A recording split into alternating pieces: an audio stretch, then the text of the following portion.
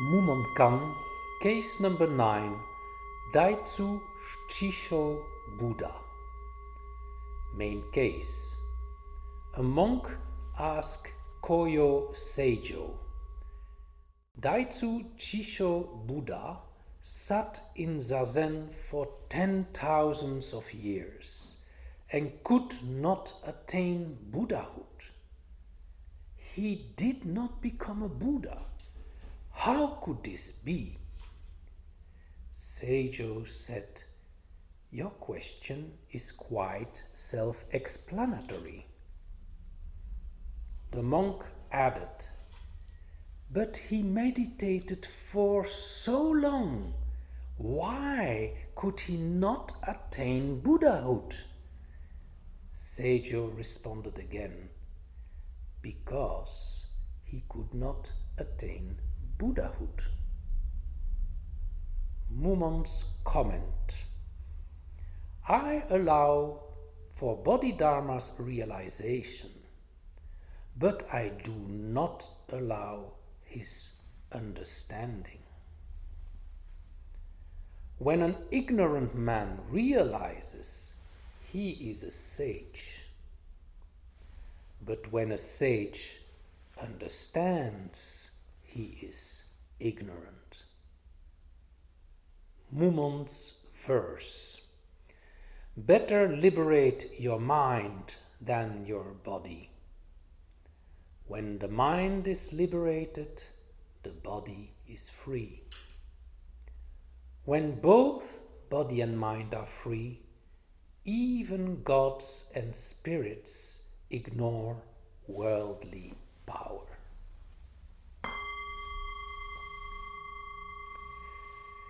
The key word being used in this koan is the word attainment. He couldn't attain Buddhahood. That word implies a goal in the future. And indeed, when you look around yourself, most people are all pursuing happiness in the future.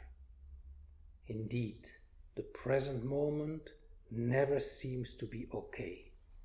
And so people start looking for their happiness in 1 hour, tomorrow, next month, next year. Doesn't matter. It's in the future, not here. So we start acting as if we have lost our happiness here and start to walk to the future in a tensed way. Jean Klein, whose retreats I often followed when I was young, he called it la fuite en avant, the flight forward. And this, unfortunately, is how most of us are living our lives. Let me give you a few examples. As a child, we eagerly look for this new bicycle that we were promised, or this new video game. Then, a little later, when we attend school, we cannot wait for the bell to ring, for the next recess to start, and to play outside. Then, a few years later again, at university, we cannot wait to start our career, to finally get rid of all these exams and finally become financially independent.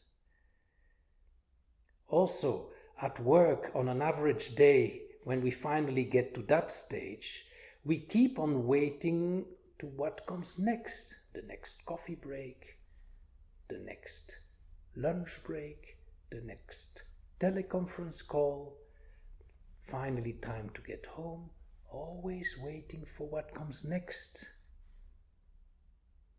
Or we impatiently wait for that special holiday to finally get a chance for romance, which never seems to be there while we are so stressed by our work.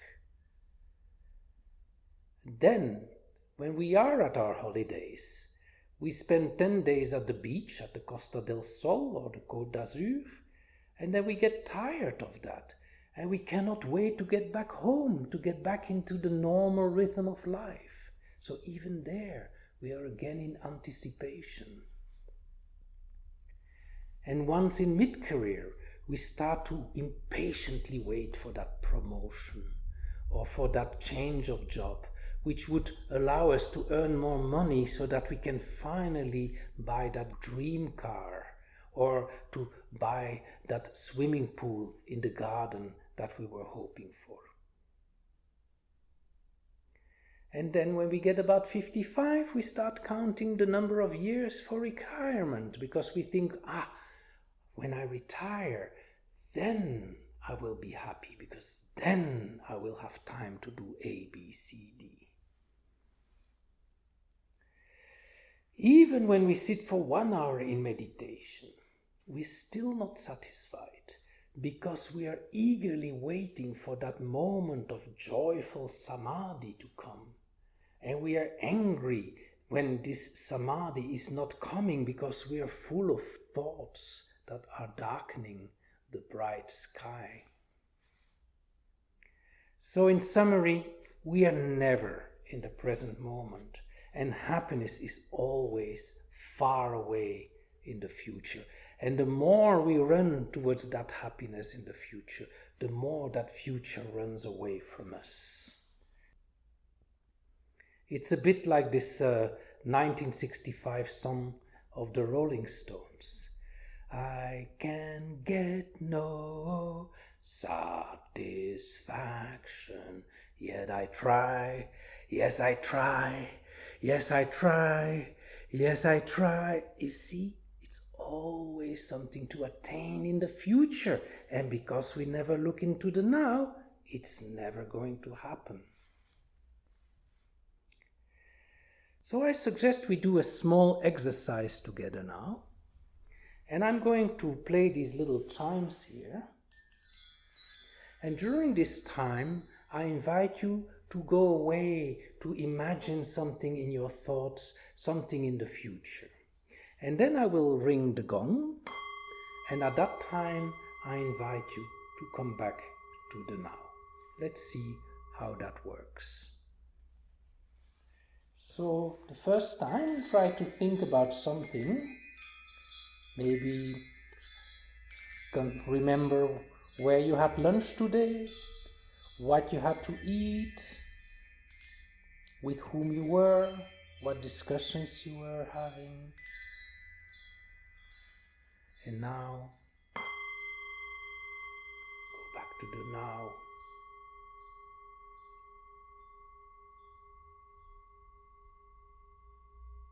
Let's do it again.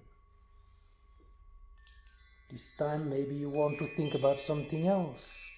Maybe about tomorrow. What groceries you will be buying. Or what else you had planned to do. See how your imagination takes you away. And then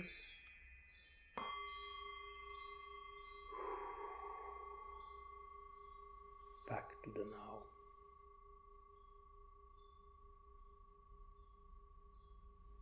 And let's do it last time, and maybe think about what you were planning to do in the holidays. What vacation that you were planning to have.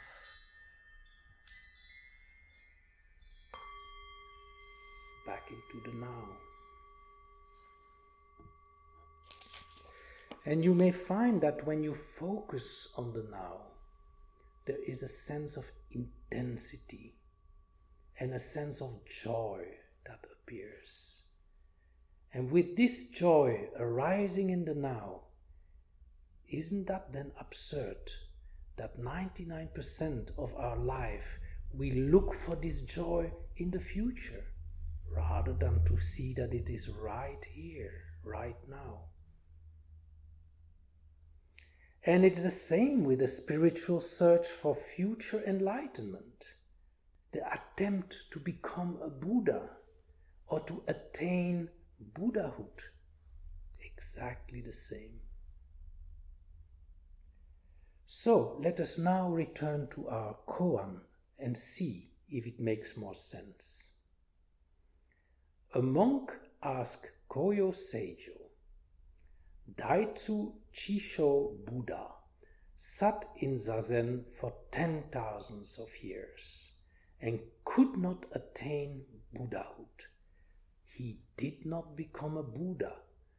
How could this be? Seijo said, "Your question is quite self-explanatory." The monk added, "But he meditated for so long. Why could he not attain Buddhahood?"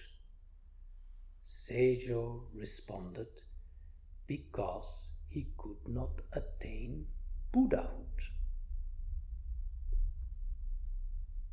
This Buddha, Daitsu Chisho Buddha, is one of the predecessors of our historic Buddha called Shakyamuni Buddha.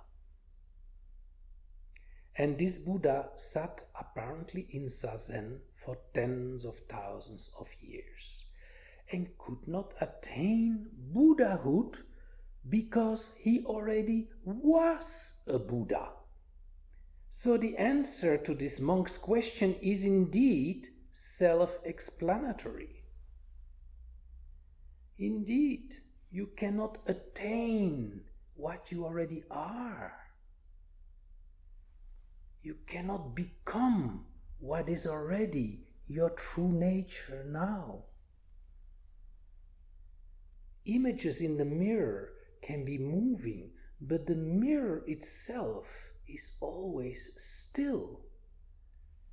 So the mirror cannot become anything.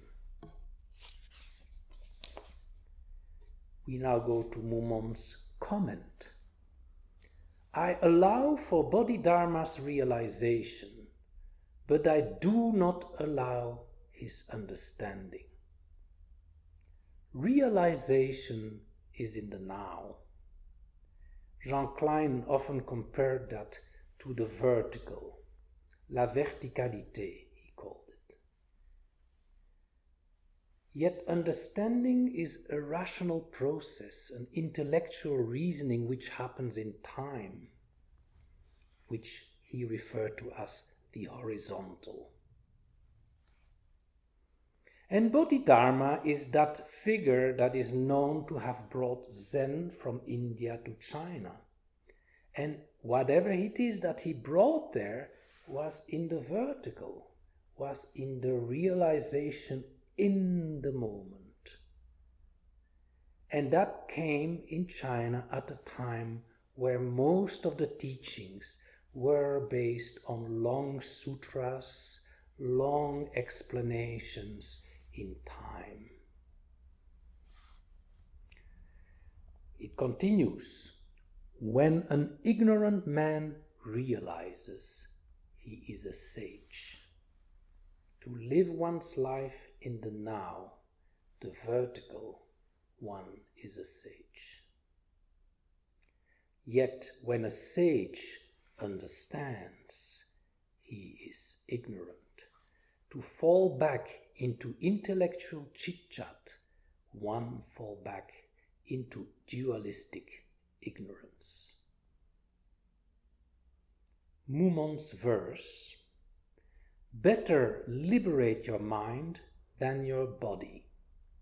When the mind is liberated, the body is free. Yet when both body and mind are free, even gods and spirits ignore worldly power." Many of us work hard on improving our body, on making our body more relaxed, on eating well for a healthy body. We practice Hatha Yoga, or we can practice Tai Chi, or we can get a relaxing massage, or we decide to eat vegetarian, vegan, Ayurvedic, and all this will help you to reach these goals. But Zen tradition and Advaita tradition are not so concerned with achieving a healthy body or a healthy mind.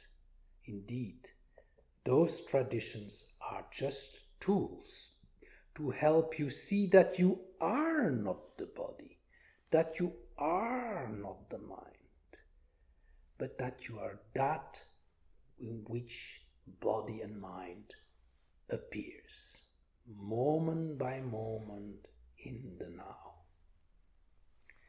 And then you, just as any gods and any spirits, ignore worldly power.